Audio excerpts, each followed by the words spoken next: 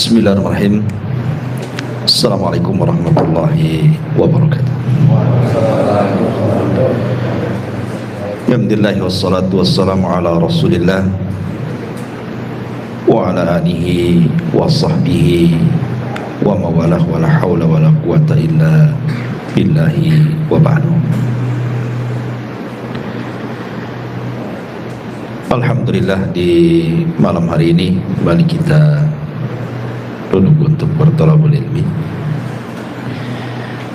dan kita lanjutkan kajian kita masih membahas tafsir dari juz amma, dan kita masuk pada ayat dari surah At-Tariq, in kullu nafsin lama 'alaiha hafid. Baik, a'udzu billahi minasyaitonir rajim. Bismillahirrahmanirrahim. In kullu nafsin lama, bisa juga dibaca lamma. Ada dua qiraah di sini. In kullu nafsin lamma atau lama 'alaiha hafid. Falyanzuril insanu mimma khuliq. Khuliqa mimma indafi yakhruju min bainis sulbi wat tara'ib. In kullu nafsin lama 'alaiha hafid. Setiap orang pasti ada penjaganya. Falyanzuril insanu mimma khuliq. Maka hendaklah manusia memperhatikan dari apa dia diciptakan. Khuliqa min ma'in dafiq. Dia diciptakan dari air mani yang terpancar. Yakhruju min bainis sulbi wat tara'ib. Yang keluar di antara tulang punggung atau sulbi dan juga tulang dada. Baik. Ma'asyiral muslimin yang dimuliakan Allah Subhanahu wa taala. Allah Subhanahu wa ta'ala adalah zat yang maha rahim, penyayang. Salah satu bentuk kasih sayangnya adalah Allah menjaga kita. Dan Allah Subhanahu wa ta'ala berfirman di dalam surah Yusuf ayat 64, fallahu khairun hafidha wa huwa arhamur rahimin. Maka dialah Allah penjaga terbaik bagi kita, dan dia maha penyayang di antara hamba-hambanya yang penyayang. Kita lihat pada diri kita sendiri ketika kita berada di perut ibu kita, masih dalam segumpal air mani. Siapa yang menjaga kalau bukan Allah Subhanahu wa ta'ala? Padahal posisi segumpal mani itu belum kokoh dalam rahim seorang ibu. Makanya kita lihat kalau ada wanita hamil muda, biasanya disuruh untuk istirahat karena akan mudah keguguran, apalagi di bawah usia 4 bulan. Tetapi karena Allah Subhanahu wa ta'ala telah memberikan penjagaan, dari segumpal mani berubah menjadi segumpal darah. Kemudian Allah jaga lagi. Dari segumpal darah Allah ganti menjadi segumpal daging, dan Allah bentuk, Allah jaga lagi. Bahkan Allah sediakan rezekinya. Kemudian setelah dia keluar dari perut ibu, kemudian menjadi bayi, Allah jaga lagi sampai dia menginjak anak-anak, remaja, dewasa, sampai seusia antum ini Allah jaga, diberikan rizki, rumah, tempat tinggal, pekerjaan, dan begitu seterusnya. Siapa yang memberikan penjagaan ini? Allah Subhanahu wa ta'ala. Makanya Allah mengatakan fallahu khairun hafidh. Dialah sebaik-baik penjaga kita. Kalimat hafidh di dalam ayat ini, hafidh itu ada dua macam. Ulama tafsir mengatakan pertama hifdhu ar-riayati wal himayah, dan yang kedua hifdzul muraqabati. Jadi maknanya in kullu nafsin lama 'alaiha hafidh, bahwa setiap manusia, setiap jiwa itu Allah Subhanahu wa taala pastikan ada penjaganya. Yang pertama hifdzur riayah wal himayah, artinya Allah Subhanahu wa taala menjaga kita dalam kondisi apapun dari hal-hal yang kita benci. Seperti umpamanya antum berjalan di jalan raya, harusnya antum ketabrak atau mungkin antum nabrak, tidak jadi ketabrak dan tidak jadi nabrak. Siapa yang menjaga? Allah. Ya.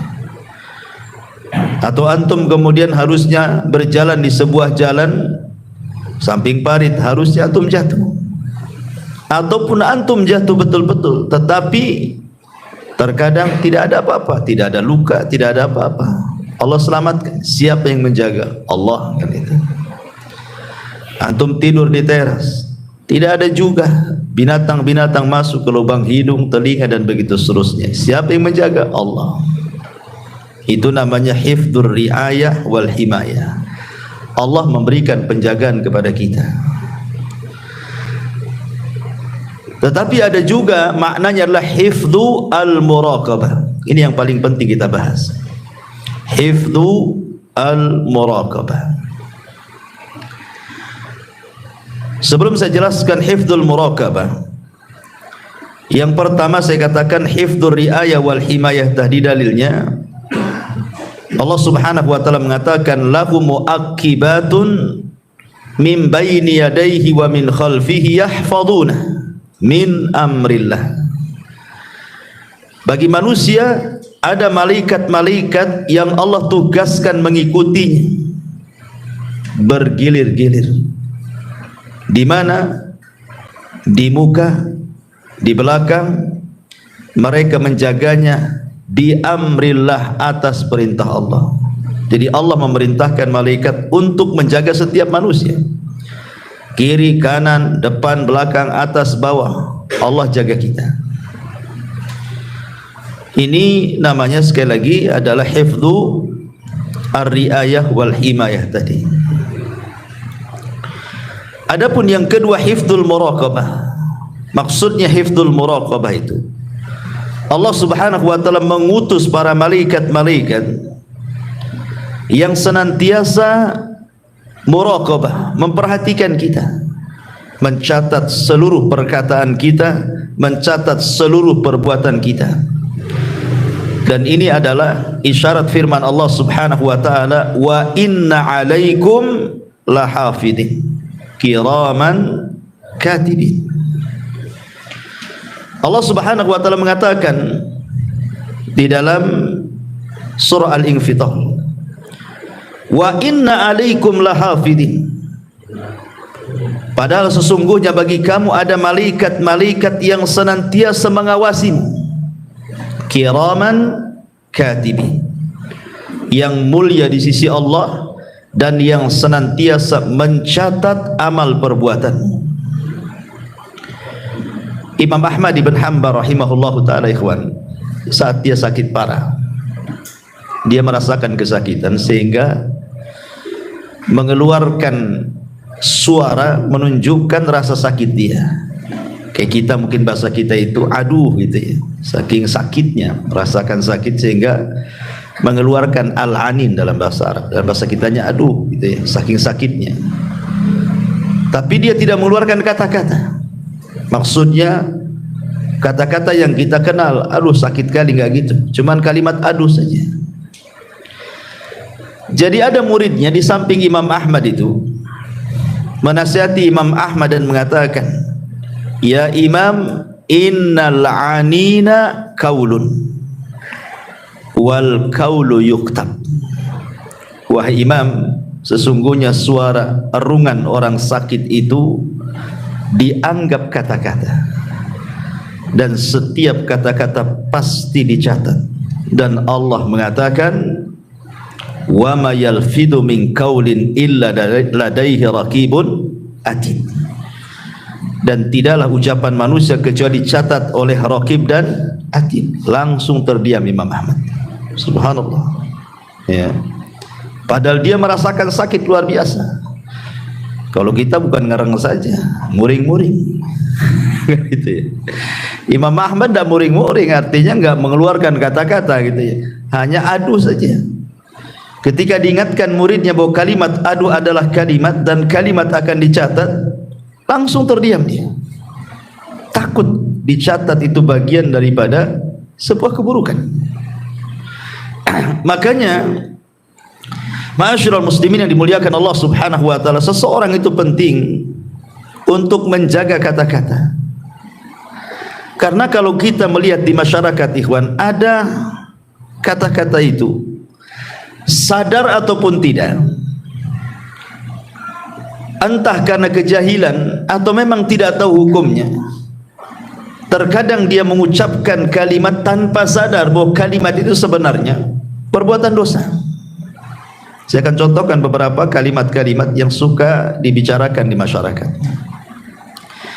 Seperti umpamanya kalimat-kalimat terkejut. Saya sering mendengar itu kalimat astaga. Pernah tuh dengar? Ada lagi ditambah astaga naga. Ada naganya pun ada. Itu. Coba. Orang terkejut bilang astaga. Mungkin astagfirullah itu maksudnya gimana itu? Saya sering dengar itu kalimat seperti itu. Ya. Apa maksudnya? Siapa astaga ini? Disebut-sebut pula astaga.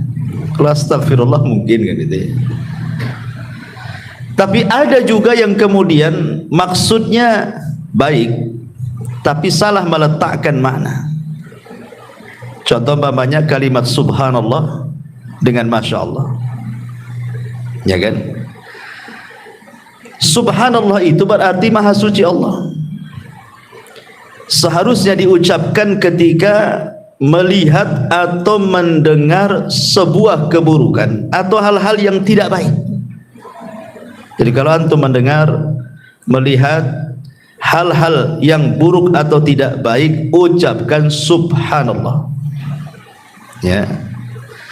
Tapi kalau seandainya antum melihat sesuatu yang baik ataupun mendengar sesuatu yang indah, sesuatu yang enak didengar, maka kita akan masya Allah. Jangan pula ditukar, kan itu masyarakat tukar-tukar ya.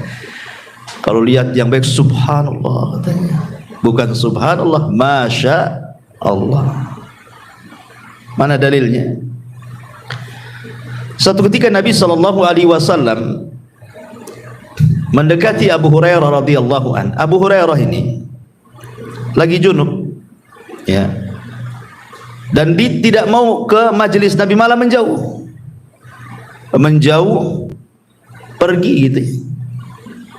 Jadi oleh Nabi SAW dipanggil, ada apa engkau wahai menjauh wahai Abu Hurairah? Kenapa engkau menjauh dariku? Kata Abu Hurairah. Kata Nabi SAW, kata Abu Hurairah, saya sedang junub wahai Rasul. Saya sedang junub wahai Rasul. Apa kata Rasul? Subhanallah, innal mu'min la yanjus. Wahai Abu Hurairah, subhanallah, maha suci Allah, seorang mukmin itu tidak najis. Kan Rasul melihat sesuatu yang tidak suka, Abu Hurairah pergi kan.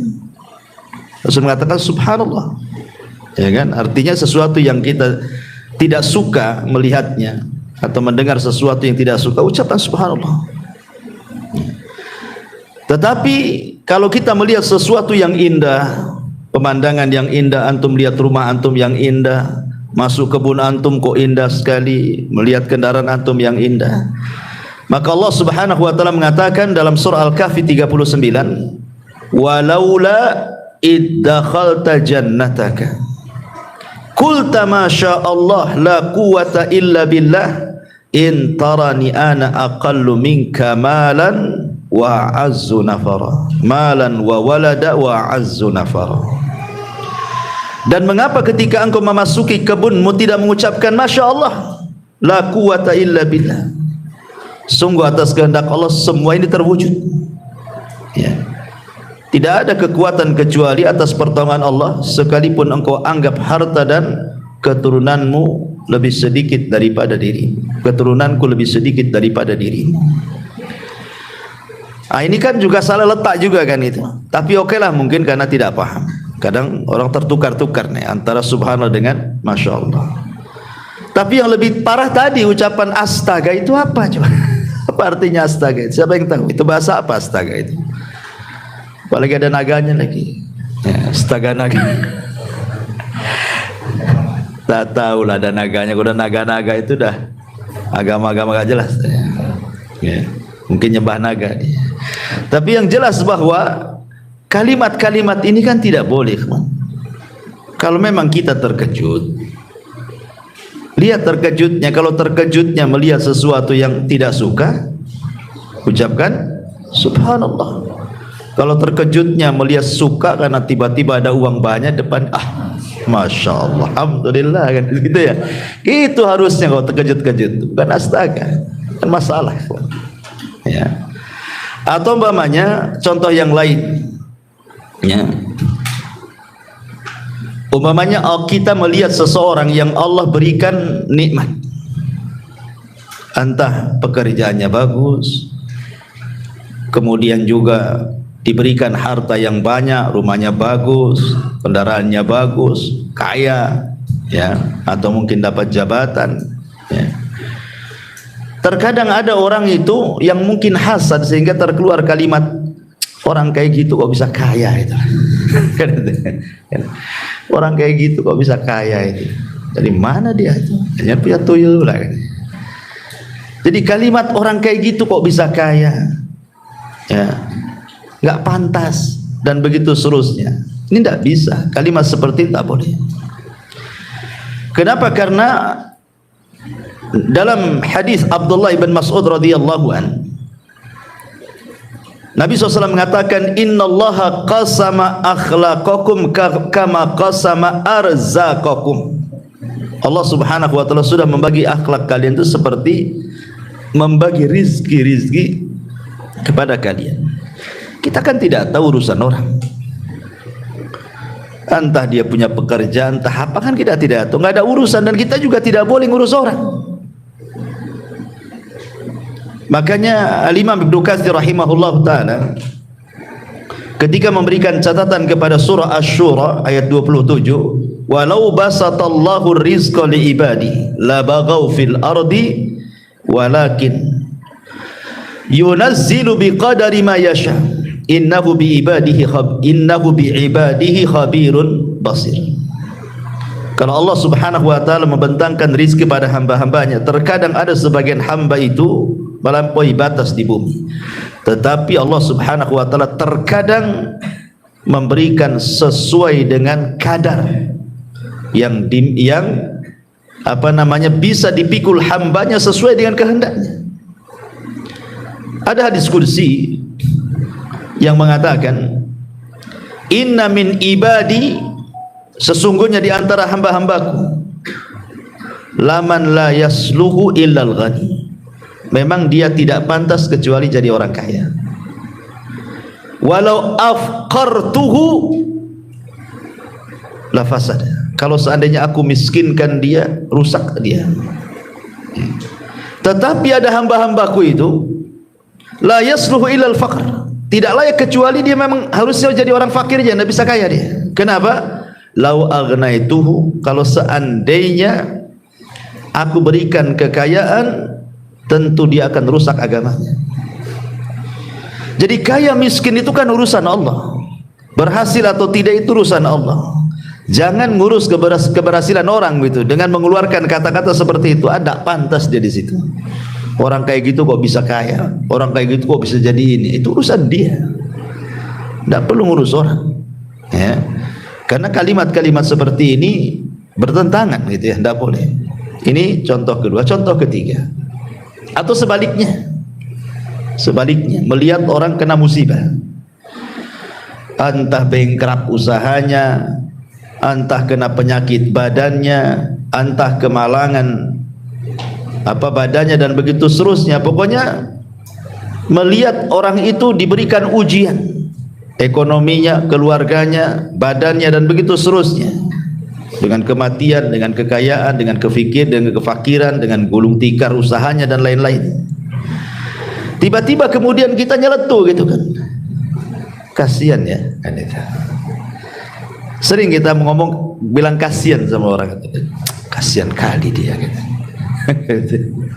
Ikhwan, antum harus paham bahwa Allah memberikan musibah itu karena ada beberapa sebab. Salah satu penyebabnya adalah untuk mengangkat derajat. Masa orang mengangkat derajat itu bilang kasihan? Hah? Sedang diangkat derajatnya itu bilang kasihan. Jadi kalau bisa nggak usah diangkat derajatnya gitu. Tapi segitu derajatnya kan. Nggak begitu. Bisa saja Allah sedang mengangkat derajatnya. Makanya dalam sebuah hadis Rasul mengatakan ma yusibul mu'min min syaukatin fama fawqaha illa rafa'ahu Allahu biha darajat. Tidaklah seorang hamba diberikan ujian walaupun hanya satu tusuk duri di kakinya, boleh jadi Allah sedang mengangkat derajatnya. Antum bilang kasihan.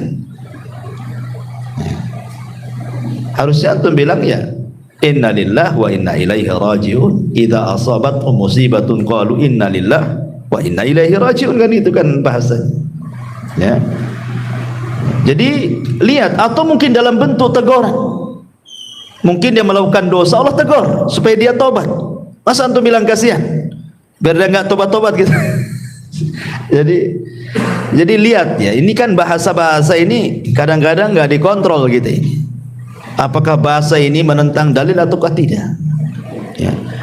Atau contoh lainnya seperti orang yang mencela zaman, mencela waktu.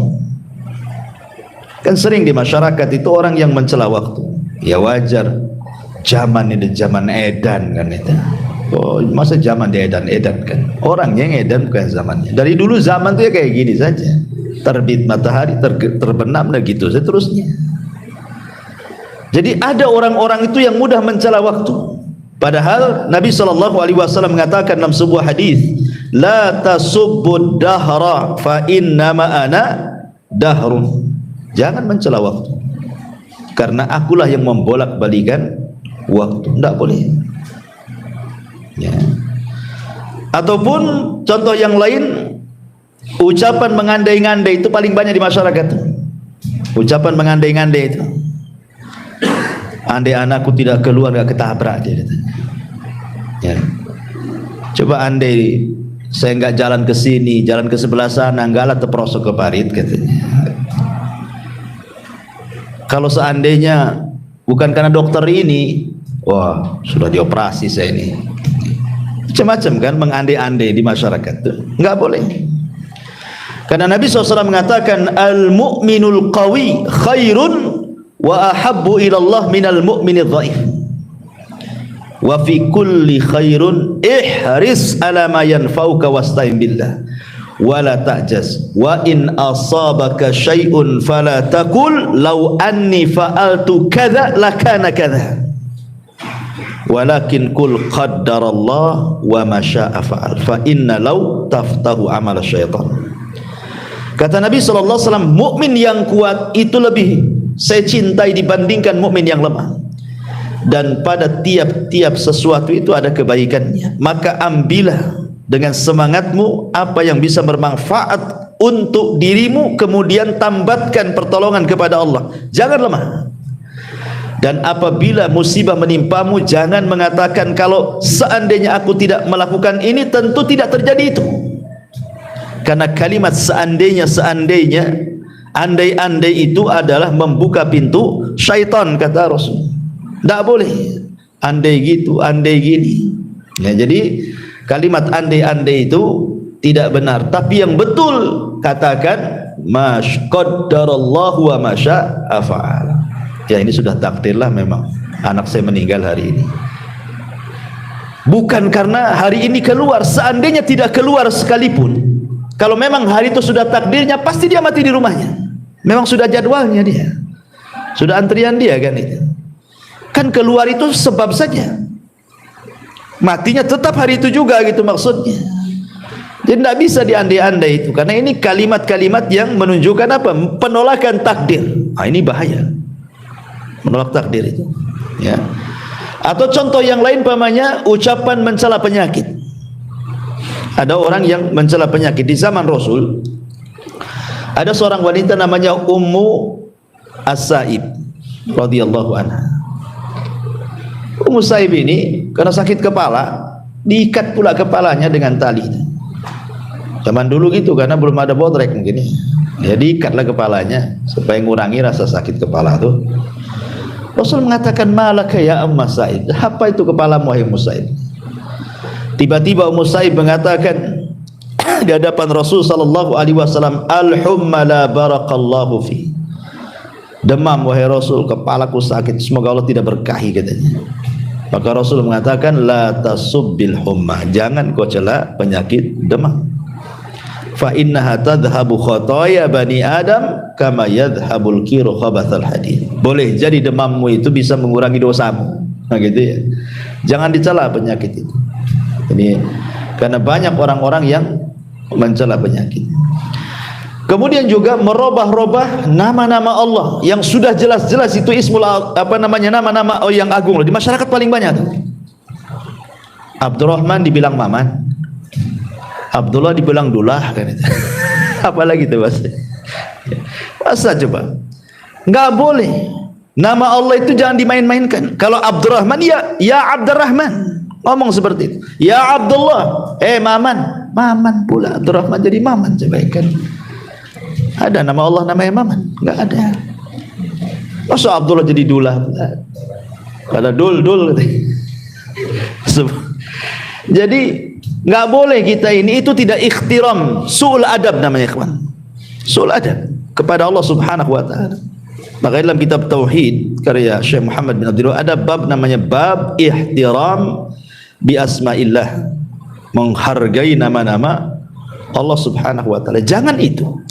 Di zaman Rasul itu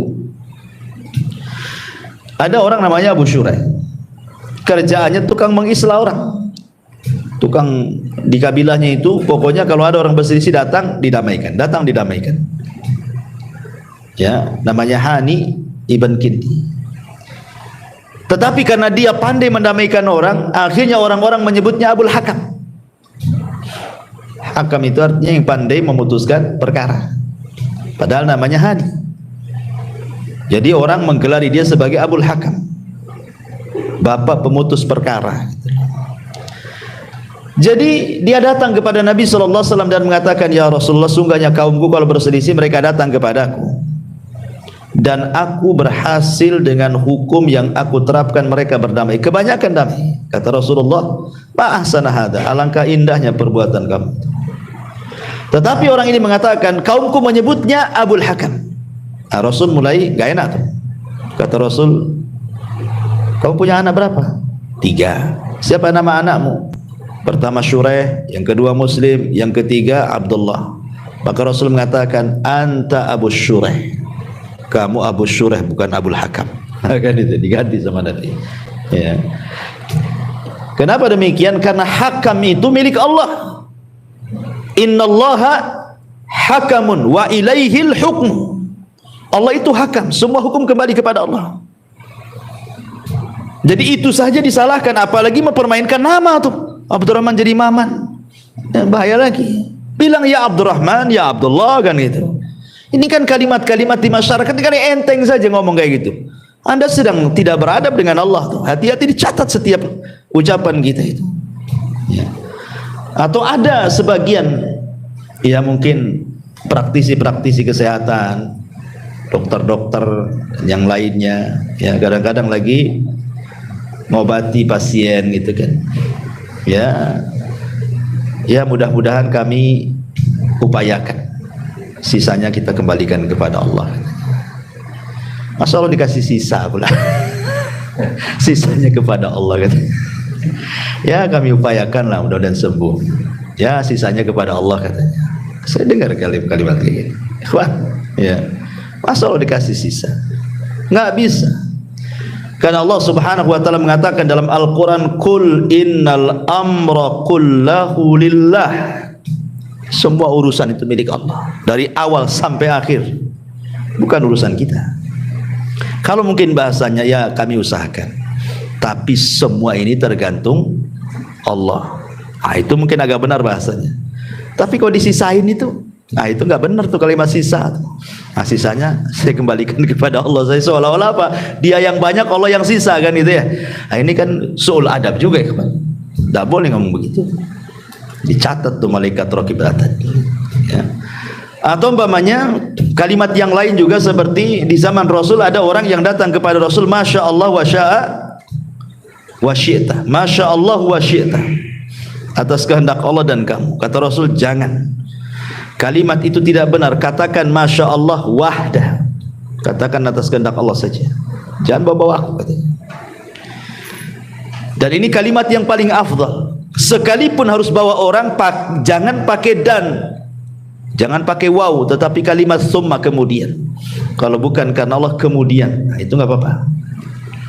Yang lebih parahnya, Allah sudah tidak dibawa-bawa, orang lain, makhluk Allah pula yang dibawa.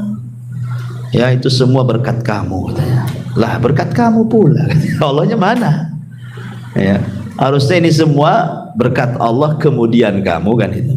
Ya, ini semua karena kamu juga. Nggak boleh kalimat seperti itu syirik asghar. Walaupun hatinya yakin Allah semua berkehendak, tapi dalam Islam itu ucapan orang dijaga. Ya, wa in kullu nafsin lama 'alaiha hafid. Ada penjaganya, ada yang catat loh. Jangan sembarang ngomong itu. Makanya ada hadis Nabi SAW mengatakan, wa innal 'abda la yatakallamu bil kalimati la yulkilaha balan min sakhatillah yahwi sahibuha fi nari jahannam ab'ad ma bainal masyriqi wal maghrib. Ada seorang hamba itu, ikhwan, kata Nabi, mengucapkan satu kalimat tanpa sadar diucapkan. Tanpa sadar. Seperti orang yang latah itu kan tanpa sadar tuh. Kaget jangkrik katanya. Orang kaget kok ngomong jangkrik atau ngomong apa. Kadang-kadang yang kotor ada juga tuh. Saya pernah mendengar tuh orang kaget yang diucapkan itu, naudzubillah, kemaluan orang. Diucapkan pula itu lagi. Setiap dia kaget itu pula yang diucapkan. Lihat, kata Nabi, terkadang ada seorang hamba mengucapkan satu kalimat tanpa sadar. Nah, itulah orang kaget itu nggak sadar tuh. Toto ngomong saja kan. Rupanya kalimat itu membuat Allah murka. Apa yang terjadi? Cukup dengan satu kalimat itu Allah masukkan ke dalam jahanam yang jauhnya lebih jauh dibandingkan jarak barat dan timur. Ngeri kan? Makanya hati-hati dalam mengucapkan kalimat ini. Atau mungkin di masyarakat juga ada yang ngomong gini, saya haramkan yang injak rumahku, katanya. Mungkin berselisih, awas saja, saya haramkan, tidak boleh injak lagi di rumah saya, katanya. Nah, bisa ikhwan antum haram-haramkan. Haram halal itu urusan Allah. Kecuali antum melihat dosa. Ada orang berbuat riba, berbuat maksiat, haram, akhirnya tidak boleh. Tidak apa-apa. Karena memang riba Allah yang haramkan. Zina Allah yang haramkan. Ghibah Allah yang haramkan. Kalau jelas kan? Lah antum berselisih, antum ngomong saya haramkan dia masuk ke rumah saya. Emangnya Allah mengharamkan masuk ke rumah antum? Tidak bisa. Makanya Allah Subhanahu wa taala katakan dalam Al-Qur'an, wala taqulu lima tasifu alsinatikum al-kadhiba hadza halalun wa hadza haram. Tidak boleh mengatakan ini halal ini haram, itu urusan Allah. Allah lah yang mengharamkan, Allah lah yang menghalalkan. Makanya Nabi SAW saja ketika dia berjanji untuk tidak minum madu gara-gara dia melihat kecemburuan Aisyah dan Hafsah ketika dia mampir di rumah Zainab, dia minum madu. Cemburulah Aisyah dan Hafsah ini dan mengatakan, Rasul, kayaknya kamu sudah makan buah yang makanan yang bau tapi enak, tapi bau. Ya. Kata Rasul, tidak, aku minum madu. Enggak wahai Rasul. Sepakat pula Aisyah dan Hafsah ini karena cemburu. Akhirnya Rasul mengatakan, ya kalau gitu saya tidak akan minum madu selamanya, kata Rasul. Turun ayat, ya ayuhan nabi lima tuharrimu ma ahallallahu lak tabtaghi mardata azwaji. Nabi, jangan kau haramkan sesuatu yang Allah halalkan hanya mencari keridhaan istrimu, katanya Allah. Jadi urusan halal haram itu urusan Allah. Tiba-tiba antum mengatakan saya haramkan dia masuk ke rumah saya. Ini hati-hati loh. Ya mungkin maksudnya itu dia tidak mau nginjak rumah dia, tapi jangan menggunakan kalimat seperti itu maksudnya. Jangan menggunakan kalimat halal haram, itu urusan Allah. Nah, ini kan Kalimat-kalimat seperti ini kalimat-kalimat bahaya. Dan yang lebih parah lagi, tukang laknat. Ya, tukang laknat. Ada orang nonton bola ya, gara-gara kalah itu, gara-gara nggak gol itu, dimaki tuh pemain. Anjing orang ini katanya, masa nggak bisa gol kan? Lah kok orang, apa urusan antum dengan pemain bola? Kenapa dianjing-anjingkan orang itu? Seandainya antum yang main di situ mungkin lebih anjing lagi. Nggak bisa lagi antum. Mungkin nggak dapat bola di lapangan itu. Antum bisa mencela, nengok YouTube lo bisa mencela. Oh goblok kamu. Orang lo digoblok-goblokin, nggak kenal pun tidak. Hanya gara-gara nonton aja, entah nonton apa digoblok-goblokin orang itu. Jadi ini kan tukang laknatnya, hati-hati kan.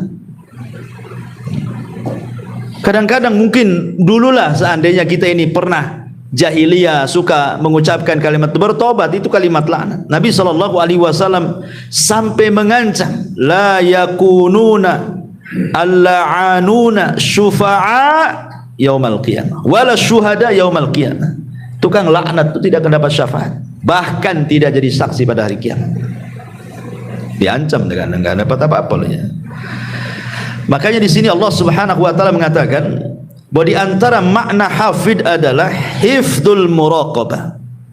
Artinya Allah mengutus malaikat-malaikat itu yang menjaga kita dengan cara mencatat. Semua kata-kata kita dicatat. Tidak ada satupun kata-kata yang keluar kecuali dicatat. Sehingga ulama mengatakan kata-kata manusia itu ada 3. Ada yang terkandung dosa secara mutlak, ada yang terkandung pahala secara mutlak, ada yang tidak terkandung dosa dan juga pahala. Tiga-tiganya dicatat kata para ulama. Baik yang mengandung dosa secara mutlak dicatat, mengandung pahala secara mutlak dicatat, ataupun yang tidak mengandung dua-duanya dicatat. Tapi apakah kemudian tiga-tiganya dihisab? Wallahu a'lam. Ada yang mengatakan yang dihisab adalah yang kata-katanya mengandung pahala secara mutlak dan yang mengandung dosa secara mutlak. Yang tidak mengandung pahala dosa tidak dihisab. Ada yang mengatakan tiga-tiga dihisab. Naudzubillah. Jadi makanya dari sini penting seseorang itu untuk menjaga lisan. Makanya ulama mengatakan salah satu obat supaya kita bisa menjaga lisan itu, maksudnya untuk mengeluarkan kata-kata yang jelek, akhirnya dicatat keburukan. Karena kata-kata itu apalagi dalam bentuk tulisan, ikhwan, dan tulisan itu sudah menyebar, sulit untuk ditarik, sulit ya. Kata-kata baik lisan ataupun tulisan kalau sudah menyebar, macam mana antum menariknya coba? Antum gibai orang di depan orang, orang ini akhirnya ngikuti, menukilkan perkataan antum kepada orang, akhirnya orang itu menukilkan perkataan dia dari kita, terus kemana-mana kan. Siapa yang bisa menarik kata-kata itu semua?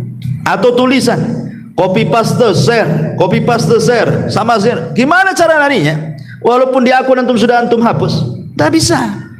Makanya pada hari kiamat dalam surah Yasin Allah mengatakan, yauma nakhtimu ala afwahihim wa tukallimuna aydihim wa tashhadu arjuluhum.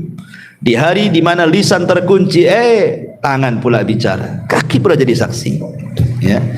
Maka yang pertama kata para ulama, biasakan al-haya'u minallah wa min ibadillah. Tanamkan sifat malu dari Allah dan dari hamba-hambanya. Malu. Karena perkataan yang turun temurun dari para nabi itu, apa kata Rasulullah? Illam tastahi fasna ma syi'ta. Kalau engkau tidak punya rasa malu, lakukan, ucapkan sesuka kamu. Maka tanamkan rasa malu. Yang kedua, al khaufu minallah. Tanamkan rasa takut bahwa semua akan dibalas, semua ada catatannya, semua ada hisabnya, semua ada balasannya.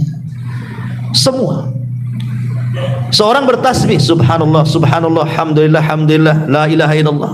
Lihat tujuannya, karena ini dicatat. Kalau tujuan antum beribadah, berzikir kepada Allah Subhanahu wa taala, dapat pahala. Tapi kalau umpamanya tujuannya hanya takabur, ijab, menyombongkan diri saja, semua pun akan dicatat. Walaupun sama-sama ucapannya loh, sama-sama tasbih, tahmid, takbir, itu kan ucapan bagus sebenarnya, itu kan zikir gitu ya. Tapi itu saja dilihat siapa pengucapnya coba. Abdullah bin Mas'ud radhiyallahu an suatu ketika diajak oleh Abu Musa al-Asy'ari masuk ke sebuah masjid. Di masjid itu banyak halaqah memutar. Kemudian bawa batu. Tasbih sekian kali dihitung pakai batu 100 kali. Takbir 100 kali. Ini 100 kali. Nanti dipindah lagi batunya ke sebelahnya. Begitu terus. Kata Abdullah bin Mas'ud ini, kalian ini apa? Lihat loh Nabi, pakaiannya aja masih bagus, belum robek. Bencana nggak ada yang pecah. Kenapa kalian melakukan yang tidak diajarkan Nabi? Apakah kalian lebih berpetunjuk daripada agama Nabi? Ataukah sengaja kalian membuka pintu kesesatan? Syahidnya kata Abdullah bin Mas'ud, uddu sayyiatikum wa ana dhaminun alla yadhi'a min hasanatikum. Hitung kesalahan kalian dan saya jamin kebaikan kalian tidak akan hilang. Kenapa disuruh menghitung kesalahan? Coba. Tidak menghitung kebaikan. Kenapa kalimatnya hitung kebaikan kalian? Ya, kenapa hitung kesalahan kalian? Saya jamin kebaikan kalian tidak akan hilang. Hitung kesalahan kalian. Karena kesalahan itu biasanya mudah diingat. Dan kebaikan itu kadang-kadang kita tidak tahu karena pahala kebaikan itu kan dilipat gandakan. Kita susah menghitungnya. Tetapi dosa itu satu dosa satu maksiat satu dosa kan gitu. Kalau pahala ini kadang-kadang satu pahala satu amalan soleh berlipat gandakan pahalanya. Seperti sabar. Tidak jelas berapa nominal pahala orang sabar itu. Gimana cara ngitungnya? Ya. Tapi kalau perbuatan maksiat kan jelas tuh, satu maksiat satu dosa kan itu ya, dan begitu seterusnya, kecuali syirik menggugurkan semua amalan dia kan itu. Tapi lihat bagaimana di sini, mereka kan zahirnya bagus kan, tasbih, tahlil, takbir, baca sekian kan, sampai-sampai mereka juga mengatakan, ya Aba Abdurrahman, ma nuridu ilal khair. Wahai Aba Abdurrahman, kunyanya Abdullah bin Mas'ud, kami tidak menghendaki kecuali kebaikan loh di sini. Apa kata Ibnu Mas'ud? Kam min muridil khairi lan yusibah. Berapa banyak orang-orang yang menghendaki kebaikan enggak dapat pahala katanya. Tidak semua sesuatu yang dianggap baik itu benar. Nah, jadi harus baik dan benar. Baik, ikhlas, benar, mencontoh Nabi, itu maksudnya begitu. Ya. Jadi tasbih itu enggak usah dihitung-hitung. Tasbih aja lah kan itu ya. Kecuali memang ada syariatnya, seperti setelah sholat kan ada hitungannya tuh, sekian kali tasbih 33, takbir 33, tahmid 33, genapkan dengan la ilaha illallah wahdahu la syarikalah kan. Atau umpamanya siapa yang membaca subhanallah bihamdi 100 kali dalam sehari semalam, maka akan dihapuskan dosanya walaupun seperti buih di lautan. Adalah perkara-perkara yang memang di sana disunahkan untuk dihitung kan gitu. Tapi kalau zikir mutlak, sudah antum zikir aja lah, enggak usah dihitung-hitung. Sebab kalau menghitung-hitung ibadah itu biasanya cenderung i'jab li nafsi, cenderung ingin membanggakan dirinya. Saya sudah sholat sekian kali, saya sudah puasa sekian kali, sudah haji, sudah sedekah sekian. Kalau orang menghitung itu cenderung seperti itu. Tapi kalau orang tidak menghitung, ya sudahlah, tidak tahu berapa lah saya tasbih itu berapa kali, nggak tahu saya mau bangga dengan apa kan itu. Karena Allah itu hanya melihat hati bukan bilangan. Allah itu hanya melihat hati bukan bilangan. Ya. Tetapi syahidnya di sini, walaupun ucapannya sama, tasbih, tahlil, takbir, dicatat juga kan, tapi tidak satu catatan. Lihat kepada niat kan. Kalau niatnya hanya untuk i'jab saja, membanggakan diri, lain catatannya.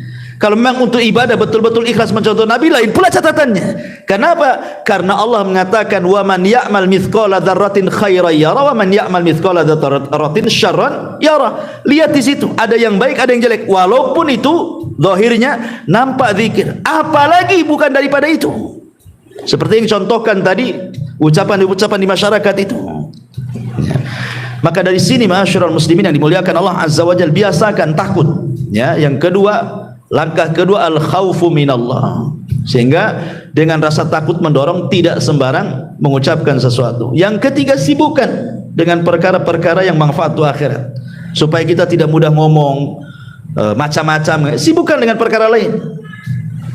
Umpamanya ini satu ruangan nih, maaf ibu-ibu ya, kawan lagi gibah nih, kita mau keluar pula dari situ, malas gitu ya, segan, gak enak. Ya sudah, sibukkan aja zikir bu. Biar orang itu gibah, ibu zikir lah.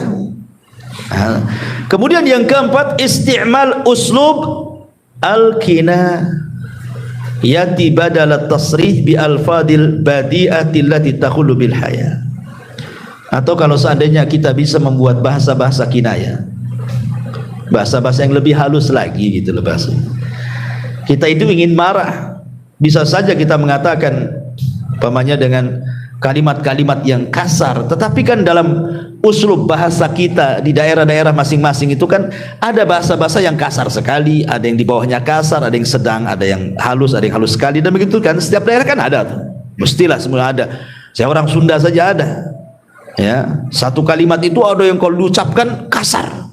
Ya. Ada halus padahal itu juga yang diucapkannya kan. Kan kita bisa milih kata gitu maksudnya. Bukan saklek gitu ya. Kemudian juga kata para ulama mujalasatul akhyar wa musahabatus salihin. Berkawan dengan orang-orang baik yang omongannya baik, insyaallah akan sama dengan omongan dia itu. Sebab kalau berkawan dengan orang yang omongannya jelek, ibu nih berkawan dengan orang-orang gibah, pasti ikut gibah tuh. Ibu berkawan dengan orang-orang yang tidak suka gibah, lama-lama gak suka gibah juga. Nah, tergantung kawannya. Dan yang keempat mungkin belajar diam lah kan itu. Daripada ngomong berdosa bagus diam. Kata Nabi SAW, "Falyakul khairan aw liyasmut." Kembali di sini Allah mengatakan, "In kullu nafsin lama 'alaiha hafid." Jadi hafid yang pertama maksudnya hifdzur riayah wal himayah. Allah menjaga secara umum sesuatu yang manusia tidak suka. Ya, celaka kan tidak suka. Ini itu umpamanya antum sakit, minum obat sembuh. Siapa yang menyembuhkan? Allah. Apa gunanya disembuhkan? Menjaga antum supaya antum bisa kerja lagi, bisa ngurus keluarga lagi, bisa ibadah lagi. Allah yang jaga. Ya. Atau hifdzul muraqabah. Allah utus malaikat-malaikat itu yang betul-betul mengawasi kita. Wa inna 'alaikum lahafidin. Siapa hafidin? Kiraman katibin, yang mencatat. Jadi setiap amal kita dicatat dan dijaga catatannya, setiap ucapan kita dijaga dan dicatat, sehingga amal dan perbuatan inilah yang sebagai bukti kita di hadapan Allah Subhanahu wa taala. Bahwa inilah saya sudah banyak berzikir, banyak melakukan amal soleh ini ya Rabb ini. Makanya dengan bangganya nanti pada hari kiamat, orang-orang yang mampu mengambil dengan tangan kanannya catatannya apa? Ha umuqra'u kitabiyah. Ah, lihat catatanku katanya. Bangga dia. Tapi orang-orang yang mengambil tangan kirinya nggak mau dipegang, maunya dilempar aja tuh.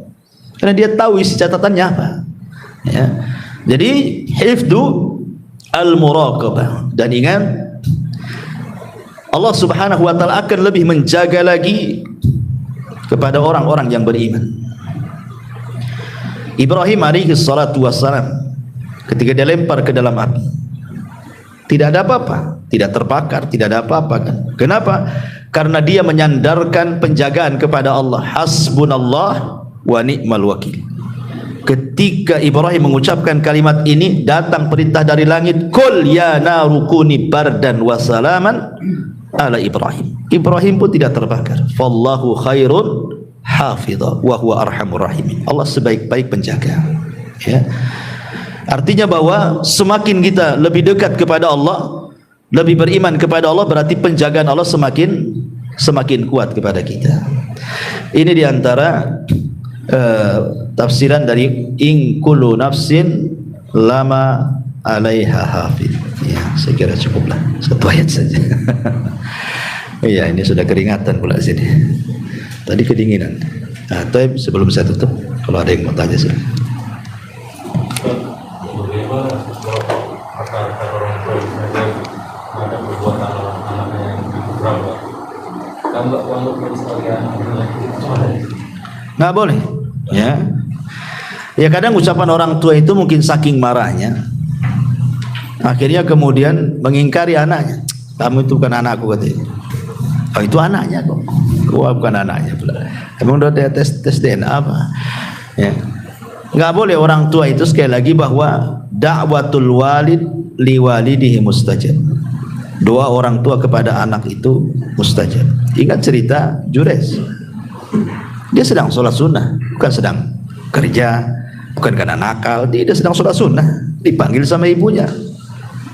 Akhirnya tak mau pula dia datang kepada panggilan ibunya. Alasannya apa? Pusing, Jures. Saya lagi sholat nih. Ini hak Allah. Satu sisi ibu pula manggil, ada pula hak orang tua. nimbang, nggak benar lah, hak Allah lebih saya utamakan. Tetap dia sholat, padahal secara hukum dibatalkan sholatnya karena panggilan orang tua itu wajib, sholat sunnahnya sunnah sana. Sunnah saja kan, al wajib lebih dahulukan dibandingkan yang sunnah kan itu. Tapi jurais karena dia tidak tahu ilmunya, sampai ibadah terus karena jurais itu sholat terus dia, tidak berhenti sholatnya. Akhirnya lain waktu ibunya manggil sholat lagi, tetap aja dia dengan sholatnya. Kesempatan lain sholat lagi, dipanggil lagi, marahlah ibunya. Akhirnya ibunya berdoa, ya Allah jangan kau wafatkan anakku si Jurais sampai kau pertemukan dengan pelacur, katanya. Terlontar kalimat seperti itu.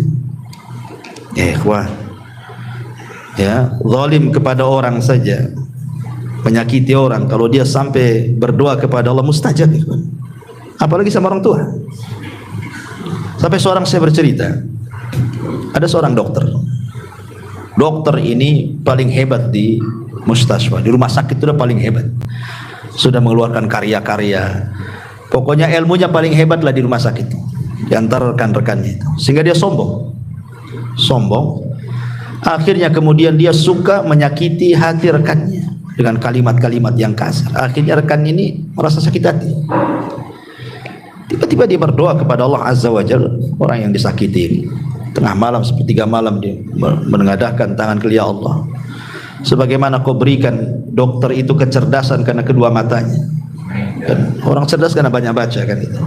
Sebagaimana kau berikan kecerdasan kepada dokter itu dengan kedua matanya, ya Allah butakan matanya.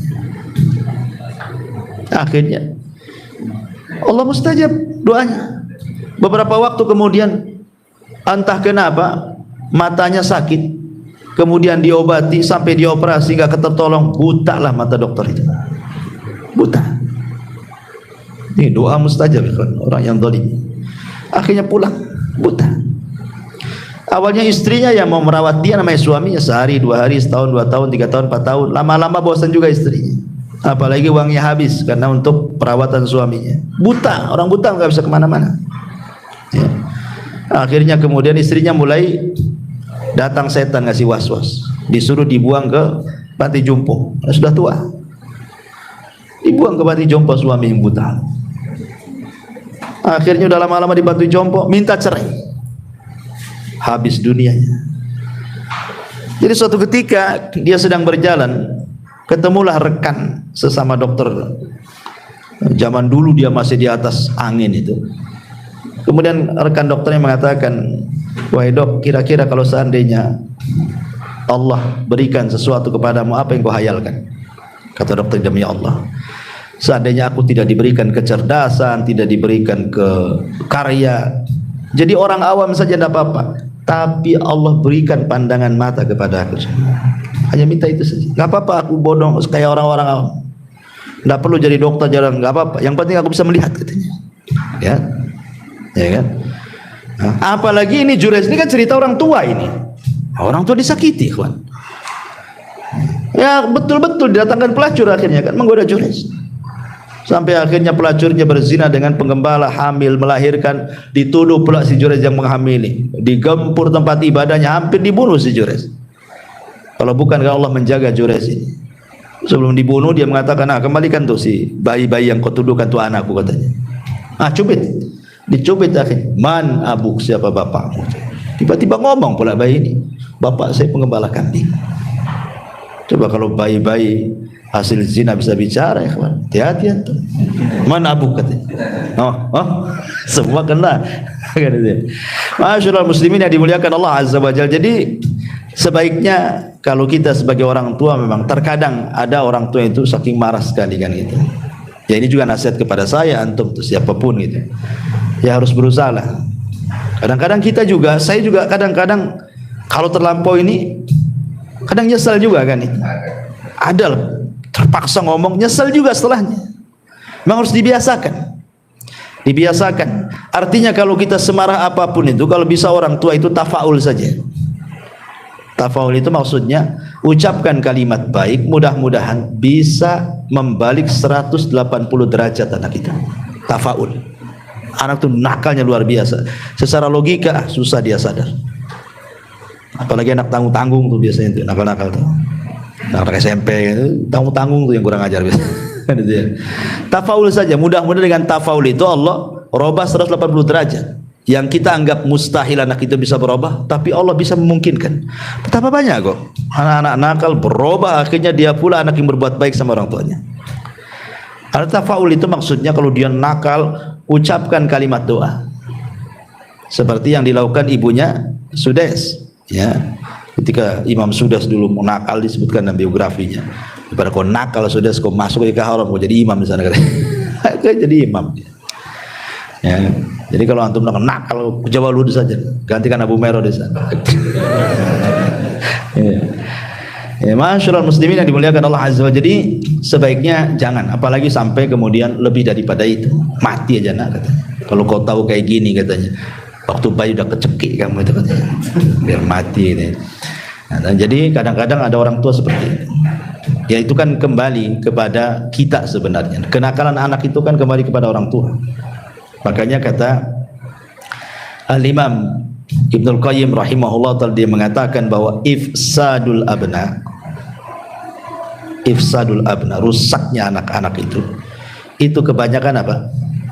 Karena orang tua yang merusaknya, bukan pesantren, bukan sekolah, bukan guru ngaji, bukan. Kebanyakan yang merusak anak-anak itu orang tua, kata Imam Ibnul Qayyim. Sebab kalau orang tua dari awal dia mencari jodoh, cari yang soleha atau cari yang soleh kan gitu ya, kemudian punya anak, tentu otomatis kalau dua orang tuanya soleh-soleha kan pasti akan dididik dari kecil. Ya, sudah cari jodohnya aja salah, ketika punya anak pula nggak dididik dan begitu seterusnya, ya wajar lah. Ketika sama-sama sudah tobat, ibunya tobat, bapaknya hijrah, anaknya pengen hijrah, tergesa-gesa ke ibunya. Kadang-kadang disitulah diuji orang tua. Dulu ketika masih awam tak ada gini gitu, karena hidupnya umum seperti masyarakat, yang ndak sholat, yang ndak puasa, yang ndak apa, kuliner sana sini gitu, senang-senang. Sekali ngaji hijrah dua-duanya pengenlah nari anak-anaknya juga. Iya, orang tua sudah dewasa, senang dia mikir, istri diajak mau saja kan gitu. Sekali anak yang belum siap diajak, murka dia. Yang biasa main sana sini dilarang, jangan main, pulang. Ribut ya kan sama orang tuanya. Ya. Sampai itu macam-macam itu kasus di Jabal Uhud, anak-anak itu. Kadang-kadang kasihan orang tua itu, diuji betul sama anaknya. Ya memang begitulah, kadang-kadang kudrat anak itu jadi fitnah jadinya kan. Ya. Wallahu a'lam. Baik, saya kira cukup. Subhanallah bihamdika, asyhadu an la ilaha illa anta astaghfiruka wa atubu ilaik. Allah taala. Assalamualaikum warahmatullahi wabarakatuh.